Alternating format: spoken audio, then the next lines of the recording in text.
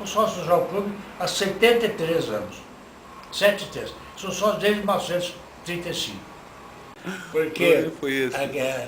tem aquela história do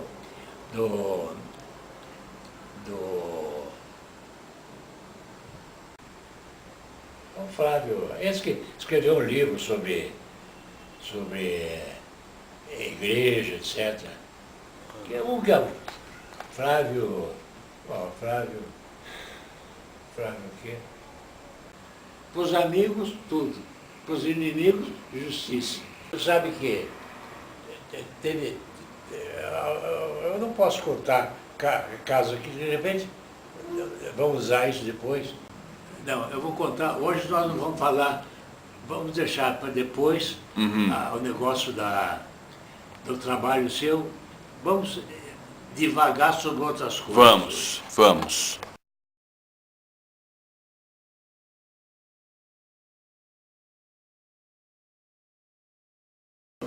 Mas o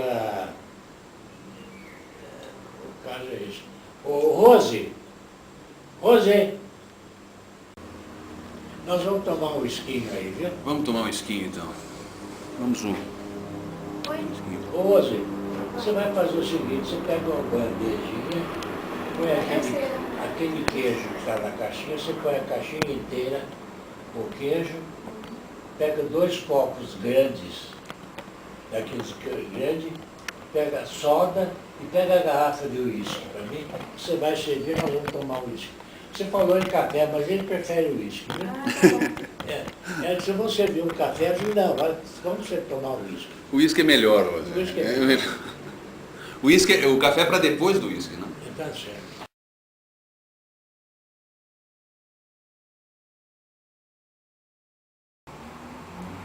Em 1935, vamos dizer, para ser exato, em março de 1935, eu fui trabalhar na prefeitura como advogado auxiliar. O prefeito era o Fábio Prado, que, na minha opinião, foi dos melhores prefeitos que São Paulo teve. Eu comparo, durante toda a época que eu acompanhei a política municipal, eu ressalto 2 grandes prefeitos, o Fábio Prado e o Prestes Maia. Depois, talvez em terceiro lugar, o Brigadeiro Faria Lima.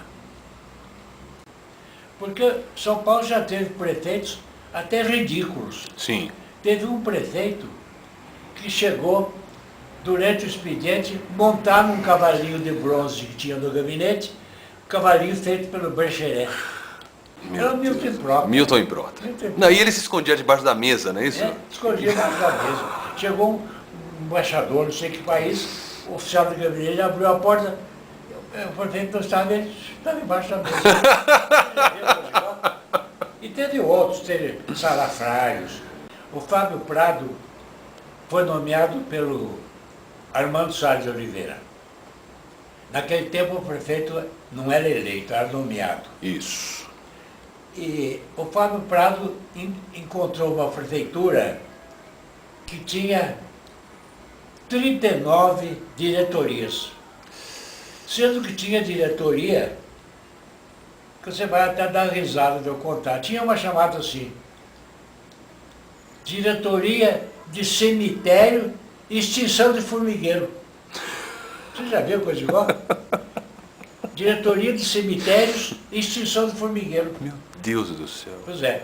Então o Fábio Prado fez o seguinte, pela mão dos auxiliares dele, salientando o Paulo Duarte, dividiu a prefeitura em departamentos. Departamento de higiene, departamento de obras, departamento de serviço público, departamento jurídico. E o financeiro, né? E departamento de finanças. Finanças. Pôs da finança o Frederico Erma, Isso. que era um grande economista. Pôs o departamento de obras o Egas Botelho. Pôs o departamento jurídico Paulo Barbosa de Campos, que depois foi desembargador. e pôs no departamento de higiene Proença, que era um sujeito muito engraçado. O Proença era um sujeito que você conversava com ele, dizia, Proença, eu quero falar com o senhor, tá bom, eu vou atender você. Você faz o seguinte, quando for meia-noite, você me procura no mercado da Cantareira. Assim como eu. E outra coisa, bom, agora já é pormenor engraçado. Pode contar, pode contar. Enfiava a mão na calça, na calça, eu tirava a mão e dava a mão. Uma mão infectada, compreendeu? Mas, literalmente infectada, né? e depois, essas diretorias, mais tarde, se transformaram em secretarias municipais. Certo. Porque naquele tempo não existia secretaria. Hoje você pega uma porcaria de município aí, pega o município de Tapicirica aí, tem secretário de turismo, secretário de obras, Cotia, secretário de... Agora, o Jordão, por exemplo, secretário. eu acho que se tornou a secretaria, acho que já foi quando saiu o Fábio, entrou o Prestes Maia, depois saiu o Prestes Maia, entrou Abrão Ribeiro. Aí que as secretarias foram formadas. Secretaria.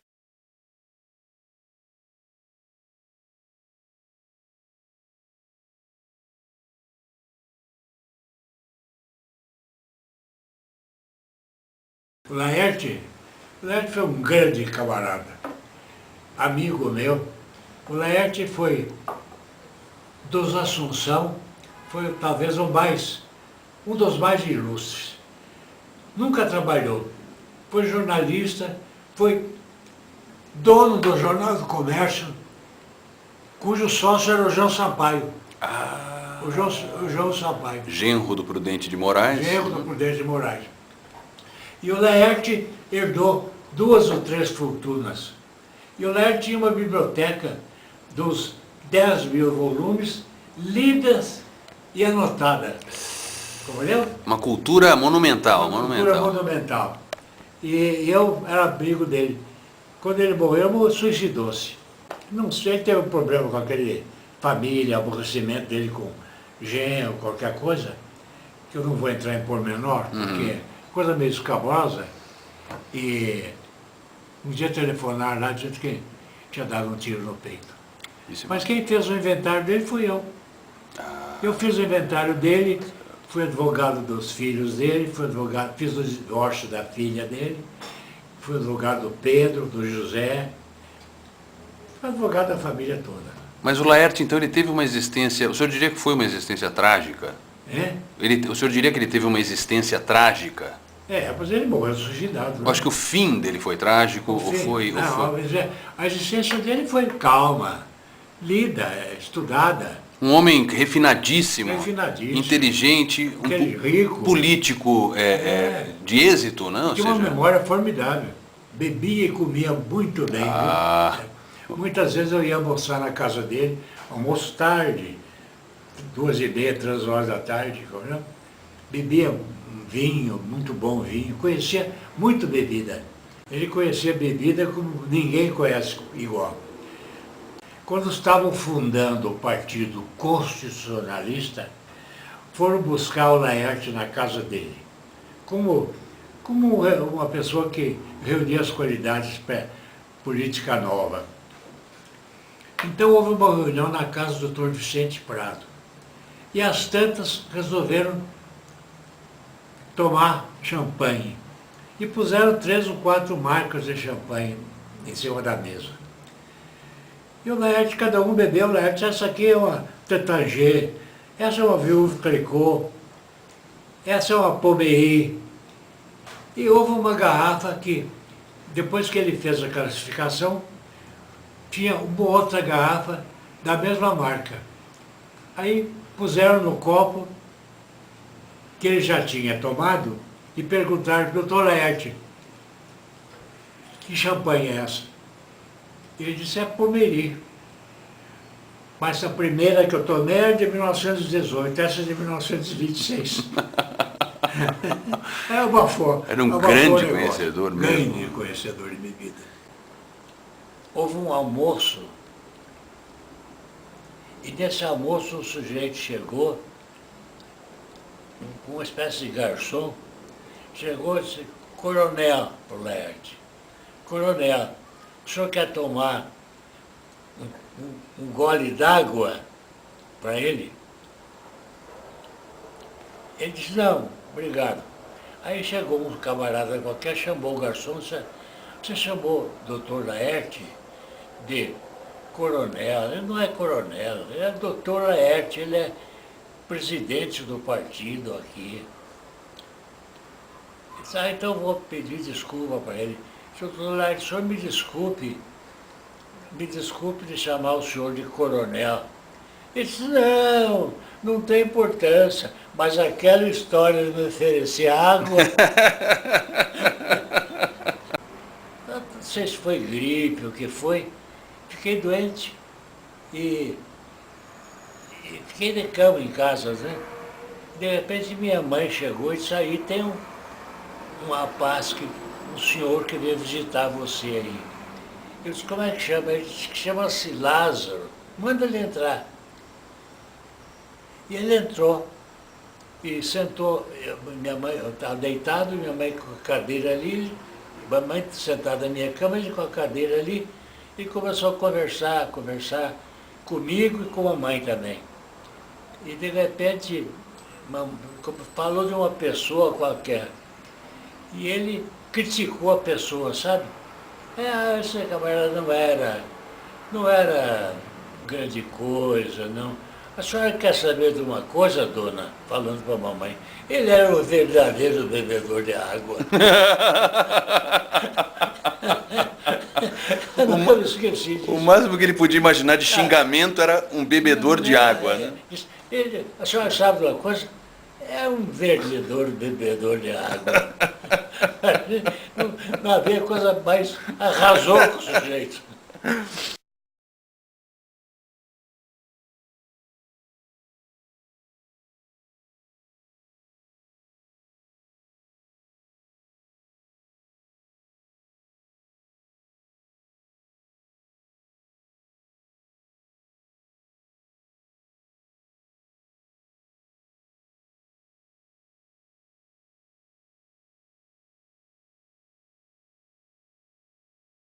Eram dois Monteiros de Barros, esses dois Monteiros de Barros.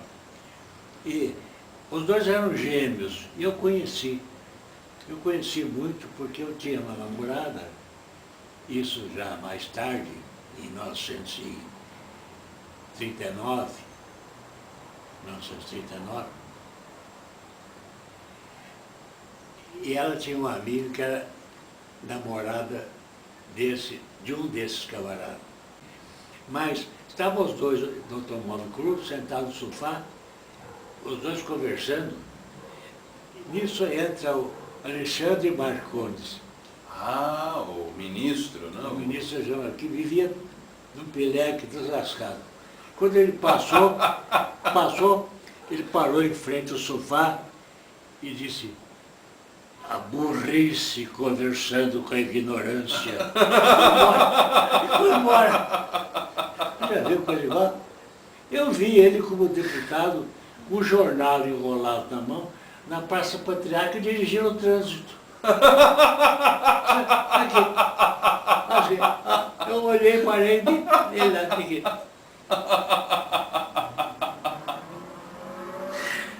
Ele era assim. Deputado federal. Deputado era falancista. Mas ele era chegado numa manguaça, assim? Ué, eu estou contando que... Ele vivia na água, né?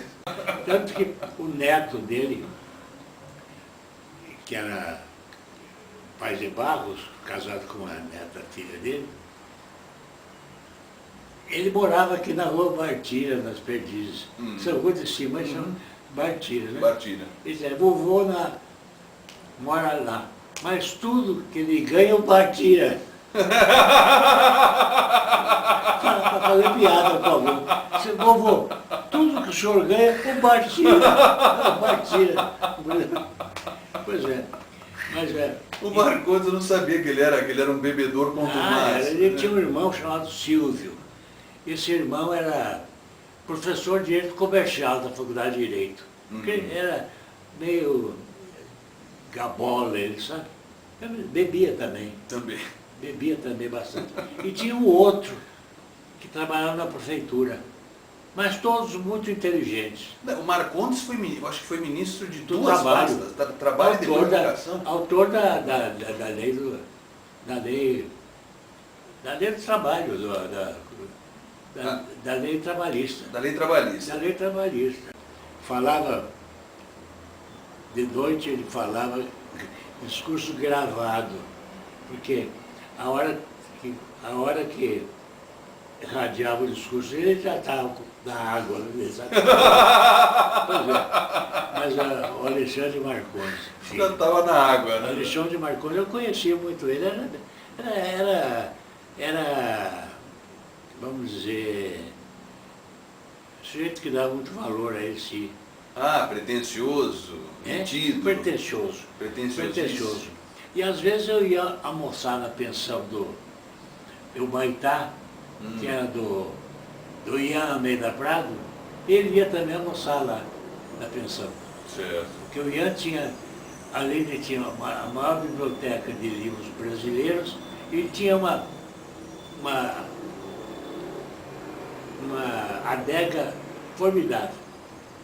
Ele tinha uma adega, tinha veios que ele comprou na Europa, que depois ele teve proposta para devolver para a Europa. É mesmo? Para a França. Comprarem de volta, né? Para comprar de volta. Ele tinha conhaque de 150 anos, assim. Ah, Eu ia almoçar lá, às vezes, diversas vezes eu fui com o Prestes Maia lá. Entendeu? Então uma vez eu cheguei com o Prestes Maia lá e doutor Maia, vamos ver a biblioteca do Ian?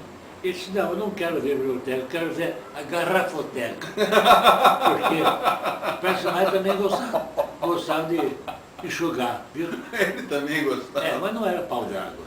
Não era Paulo. Não era pau d'água. Bebia como a gente bebe, não é verdade?